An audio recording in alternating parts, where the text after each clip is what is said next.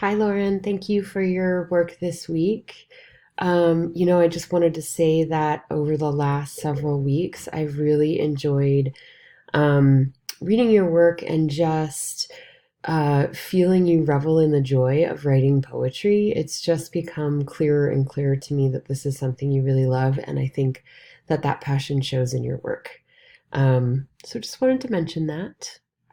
I really loved your poem, the first for the mundane and the extraordinary, and I also really liked your discussion post about it. I thought it was a super thoughtful topic. I think the flip-flopping between each stanza works really well for the form of this poem, and the contrast between the two um, 13-year-olds on their birthday is just so pronounced that there's something about the comparison and the details in each of the stories that you're telling that really the stark contrast really drives home the brutality of the woman in foster care's experience. Um, so yeah, that's what I have to say about that. And then what does your fork have to say? So in terms of kimchi, I make kimchi too.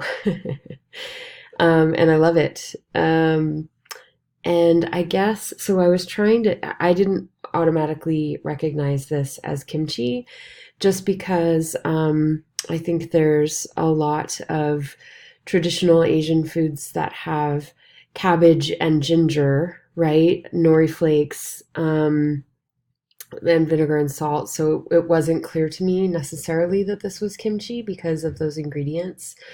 But I wonder if you did actually include the more traditional recipe from your childhood, that it would make it clearer, like if the daikon radish was there, if the shrimp flakes were there, would it would it become more clearer? I think it would.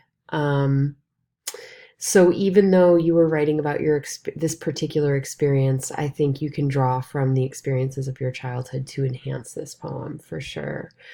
Um, and then so that's how I think you would help define it better. Also, it seems to me like you're writing about the actual chopsticks. You're writing from the perspective of the chopsticks, right? That's what I understood. So if that's not right, maybe take a look at the perspective of the poem. Who's telling the story for every single line? Review it and say, okay, who's telling this story? And then finally, I would recommend giving this poem a title. I think a title can do so much in directing our readers towards giving them little clues about what it is that we want them to walk away from this poem with. So I hope that feedback helps. Thank you again, and I look forward to seeing your edits of this.